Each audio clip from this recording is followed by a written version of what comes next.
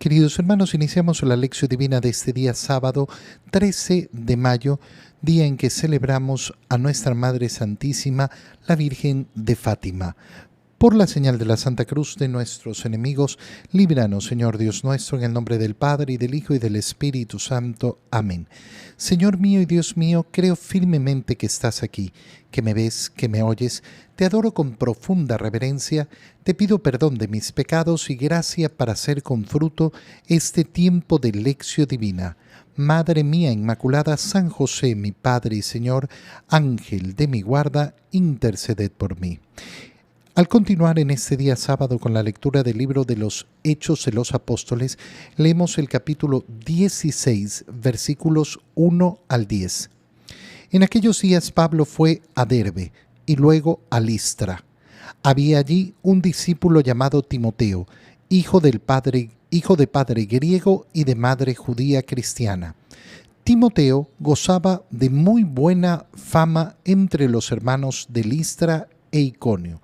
Pablo quiso llevarlo consigo y lo circuncidó, en atención a los judíos de aquellas regiones, pues todos sabían que su padre era pagano. En todas las ciudades por donde iban pasando, daban a conocer las decisiones tomadas por los apóstoles y los presbíteros de Jerusalén, para que las pusieran en práctica. De esta manera, las comunidades cristianas se fortalecían en la fe y el número de creyentes aumentaba cada día más. Como el Espíritu Santo les había prohibido predicar la palabra en la provincia de Asia, Pablo y Timoteo atravesaron Frigia y Galicia. Al llegar a los límites de Misia, se propusieron ir a Bitinia, pero el Espíritu de Jesús no se lo permitió. Entonces atravesaron Misia y llegaron a Troade. Por la noche Pablo tuvo una aparición. Vio un macedonio que de pie ante él le rogaba: «Ven a Macedonia y ayúdanos». Después de esta visión, determinados salir para Macedonia, convencidos de que Dios nos llamaba a predicar allí el Evangelio. Palabra de Dios. Cuando continuamos con el capítulo 16, después de haber visto en el capítulo 15 del libro de los Hechos de los Apóstoles cómo surgió esta gran primera polémica entre la comunidad cristiana, donde se había estipulado por algunos, sin el mandato de los apóstoles, que había que circuncidarse para salvarse. Llama la atención que después de haber solucionado esto y que los apóstoles pusieron con mucha claridad que los cristianos venidos del paganismo, que no pertenecían al pueblo de Israel, no tenían que circuncidarse, vemos cómo Pablo hace circuncidar a Timoteo. Y entonces puede aparecer una cierta contradicción. Como Pablo estuvo en contra de la circuncisión de los paganos, pero a Timoteo sí lo hace circuncidar.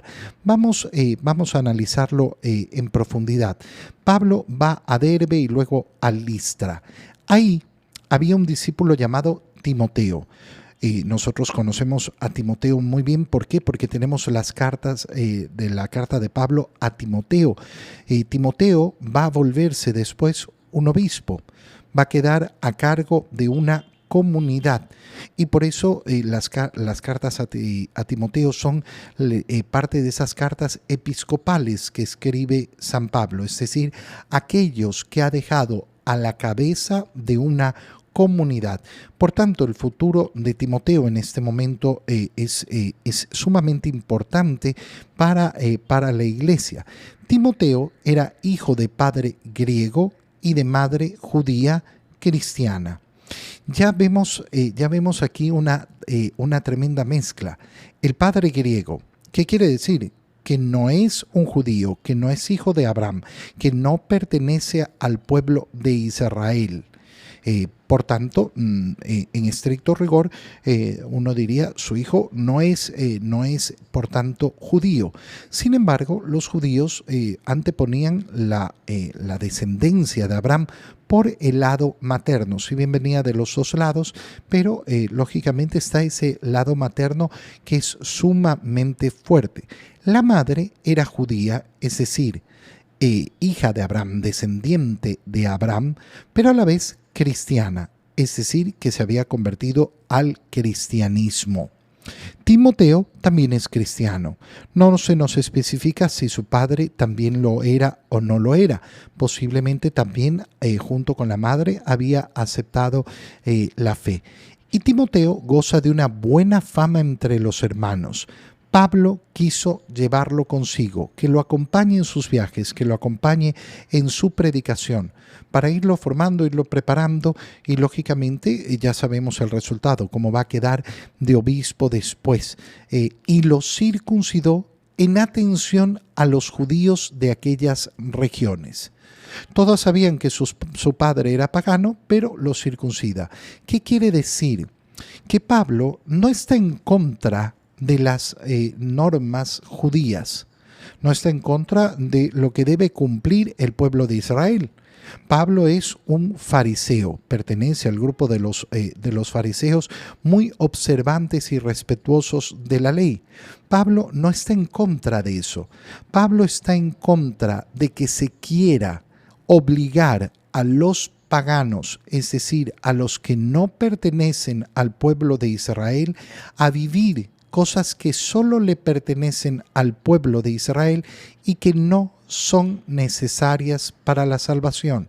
Si esto está claro, bueno, mira, como israelita, como hijo de una israelita, como hijo de una judía, te circuncidas. Pero esto no significa el camino a la salvación, significa simplemente esa pertenencia al pueblo judío, mantener las costumbres, las normas, la cultura de ese pueblo, pero diferenciarlo claramente con respecto a lo que se tiene que hacer para la salvación.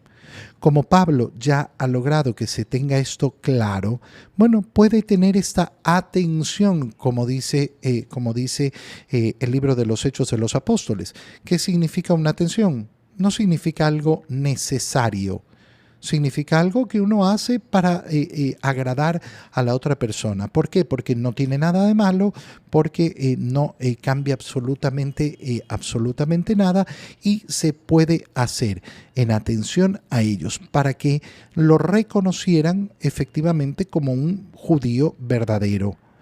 Pero que ese judío es cristiano, que ha aceptado a Jesucristo como ese Mesías que Israel esperaba. En todas las ciudades a donde iban, daban a conocer las decisiones tomadas por los apóstoles y los presbíteros en Jerusalén. Es decir, la iglesia comienza a propagar efectivamente las decisiones que han tomado los apóstoles. Esto va a ser importantísimo a lo largo de toda la historia de la iglesia. La iglesia tiene una centralidad en la figura de Pedro, en la figura del Papa, en la figura de los obispos que se reunirán en concilio en comunión con el Papa, y sus decisiones tienen que ser dadas a conocer a toda la cristiandad. ¿Por qué? Porque en la iglesia no vivimos en las decisiones secretas, no. Nuestro Señor ha venido a revelar todo lo necesario para nuestra salvación y por tanto la vida de la iglesia se realiza de la misma manera, de una manera pública. No hay secretismos, no hay sectarismo, no hay decisiones ocultas que pertenecen a unos poquitos. No, las decisiones de la iglesia se dan a conocer de manera pública y por eso las comunidades se fortalecían en la fe y en el número. El Espíritu Santo nos dice, le había prohibido predicar en Asia, así que van hacia Frigia y Galacia. Pero después va a tener una visión Pablo de ir a Macedonia, donde se le presenta un macedonio que le dice: ven a Macedonia y ayúdanos. Y con esta visión determinaron salir para Macedonia, determinamos salir para Macedonia. A partir de este momento se produce algo muy simpático. ¿Por qué? Porque la narración que ha sido en tercera persona pasa a ser en primera persona, como si el que está escribiendo comienza a participar a partir de este momento. Nosotros sabemos que el libro de los Hechos de los Apóstoles lo escribe el evangelista Lucas. Por tanto, Lucas ya está presente aquí. Está presente junto a Pablo, y por eso se dice que Lucas fue discípulo de Pablo. Está presente junto a él en estos viajes. ¿Qué se ve y qué es lo importante? Cómo ese ir a predicar va acompañado de las orientaciones que va dando el Señor para saber dónde ir, qué hacer. ¿Cuáles son los pasos siguientes? La acción del Espíritu Santo. A veces podemos tener ideas muy buenas sobre la predicación del Evangelio, pero no se trata de hacer mi voluntad. Es que yo quiero ir a predicar aquí, allá. Tengo que dejarme llevar también por el deseo de Dios. ¿Dónde me quiere Dios a mí? ¿Dónde me quiere Dios a mí? Porque muchas veces podemos tener tantos deseos. No, es que a mí me gustaría hacer esto, me gustaría hacer lo otro, me gustaría por acá, me gustaría. ¿Dónde me quiere Dios a mí? ¿Dónde le sirvo yo a Dios? No a mis planes, sino a los suyos. En el Evangelio, leemos el Evangelio de San Juan, capítulo 15, versículos 18 al 21. En aquel tiempo Jesús dijo a sus discípulos: si el mundo los odia, sepan que me ha odiado a mí antes que a ustedes. Si fueran del mundo, el mundo los amaría como cosa suya, pero el mundo los odia porque no son del mundo, pues al elegirlos yo los he separado del mundo. Acuérdense de lo que les dije: el siervo no es superior a su señor. Si a mí me han perseguido, también a ustedes los perseguirán, y el caso que han hecho de mis palabras lo harán de las de ustedes. Todo esto se lo van a hacer por mi causa, pues no conocen a aquel que me envió. Palabra del Señor. Después de que hemos leído cómo el Señor ha invitado a sus discípulos en ese discurso que les está dando en la última cena a vivir en intimidad con Él, el día de ayer hemos visto cómo los llamaba: ya no los llamo siervos, ya los llamo amigos. ¿Por qué? Porque les he dado a conocer todo lo que le he oído a mi Padre. No hay nada que les haya mantenido oculto. Todo lo que necesitan para la salvación se los he entregado. Continúa hablando el Señor y les dice: si el mundo los odia, sepan que me ha odiado a mí antes que ustedes. Si el Señor nos está invitando a tener una relación tan íntima con Él, es porque quiere efectivamente que nos demos cuenta que la identificación es con el mismo Cristo. Hemos visto en el libro de los Hechos de los Apóstoles cómo en la conversión de San Pablo, Cristo se identificaba con los discípulos. Saulo, ¿por qué me persigues? No, yo estoy persiguiendo a estos que a mí me persigues. Si los persigues a ellos, me persigues a mí. ¿Por qué me persigues? Bueno, ahora les está diciendo el Señor: miren, si los odian, y los van a odiar, si el mundo los va a odiar, es porque a mí me ha odiado primero.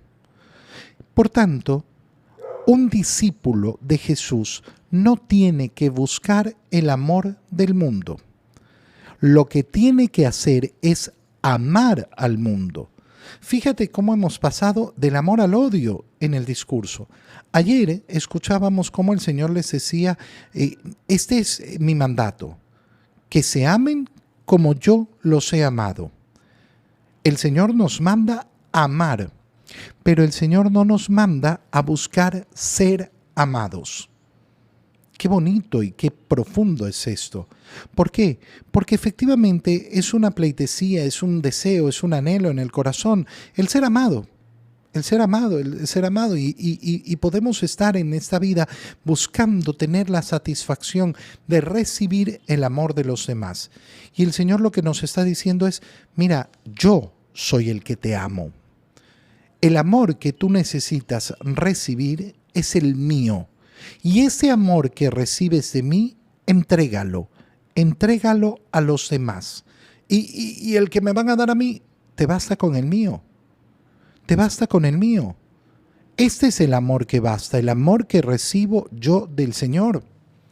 Y ese amor es el que quiero entregar a los demás. Si el mundo me ama, muy bien, qué bueno. Pero no es el amor que anhelo. No es el amor que busco, no es el amor que mueve mi corazón. El amor que mueve mi corazón es el amor que ya he recibido y sigo recibiendo y seguiré recibiendo del Señor.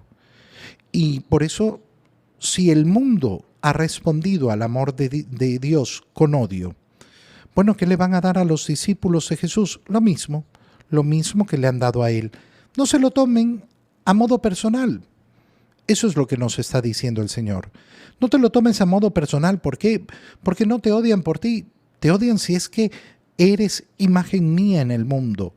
Si eres otro Cristo, el mismo Cristo en el mundo, ahí es cuando vas a recibir el odio del mundo. ¿Y por qué? Porque si ustedes fueran del mundo, el mundo los amaría como cosa suya. ¿Qué significa ese ser del mundo o no ser del mundo? Significa vivir de acuerdo a la mentalidad del mundo. El cristiano va a estar siempre separado de esa mentalidad, siempre separado de la mentalidad del mundo. Porque el mundo, ya lo sabemos, no es el lugar donde reina la voluntad de Dios, sino donde reina el deseo del corazón humano. Y claro, cuando uno en su corazón lo que tiene es el deseo del cielo, yo quiero el cielo, yo quiero la vida eterna, entiende que el mundo es simplemente el lugar de paso, lo temporal, cuando yo busco lo eterno, lo que perdura para siempre, no lo que va a pasar. Y ese es el gran problema. Cuando uno ama el mundo, las cosas del mundo por sí y solo por sí, y la finalidad de mi vida está en el mundo, está quedándose solo con lo temporal. El mundo, si ustedes piensan como él, los ama. Por eso, cuando vemos la predicación del Evangelio elogiada por el mundo, ay, mira, este es un buen sacerdote porque está cercano a la gente y no sé qué, no en cercanía de amor verdadero, sino en la cercanía de que no predica al final el Evangelio, de que dice que lo que es pecado no es pecado, no, eso no es pecado, eso no es pecado, eso no es pecado. Y a todo el mundo le cae muy bien, y a todo el mundo le cae simpatiquísimo, porque, ay, qué bueno, o porque simplemente habla de una manera vulgar, como ha sucedido en la historia de la iglesia muchas veces, y entonces tiene llegada al mundo. ¿Pero por qué? Porque el mundo lo asume como suyo, porque piensa como el mundo, porque actúa como el mundo. El que vive el Evangelio, en cambio, va a vivir en otros criterios muy distintos. ¿Y qué va a recibir? El odio. El mundo los odia porque no son del mundo, pues al elegirlos, yo los he separado del mundo. ¿Qué significa? Porque seguimos viviendo en este mundo y todos los discípulos estaban viviendo en este mundo. ¿De qué manera los ha separado? Ha separado nuestro corazón, porque nuestro corazón no está puesto como finalidad en el mundo, sino, como hemos dicho ya, en la vida eterna. Acuérdense de lo que les dije, el siervo no es superior al Señor. Si a mí me han perseguido, también a ustedes los perseguirán. No, pero qué injusticia, porque me persiguen la maldad del mundo. Pero si la sufrió el Señor. Si sufrió el Señor la injusticia, si sufrió el Señor la maldad, si sufrió el Señor tantos dolores, bueno, ¿por qué me voy a creer yo superior a Jesús? No soy yo más que Jesús. No soy yo más que Jesús. A ustedes también los perseguirán. Y el caso que han hecho a mis palabras, las harán a las suyas. Así como no me han hecho caso a mí, tampoco. Entonces no se resientan porque no me escuchan, no me ponen atención. Yo predico y no me hacen caso. Bueno, eso es lo mismo que le ha sucedido al Señor. Todo esto se lo van a hacer por mi causa, pues no conocen al que me envió. Y entonces cuando yo veo el mundo que no escucha el Evangelio, que no escucha la predicación, que no hace caso, ¿a dónde tiene que ir mi corazón? A la compasión. A la compasión. Es el único lugar a donde tengo que ir. No al odio, no al resentimiento, a la compasión. Te doy gracias, Dios mío, por los buenos propósitos, afectos e inspiraciones que me has comunicado en este tiempo de lección divina. Te pido ayuda para ponerlos por obra. Madre mía Inmaculada, San José, mi Padre y Señor, Ángel de mi guarda, interceded por mí. María, Madre de la Iglesia, ruega por nosotros. Que el Señor los bendiga y los cuide en este día, en el nombre del Padre, y del Hijo, y del Espíritu Santo. Amén. Un feliz día para todos.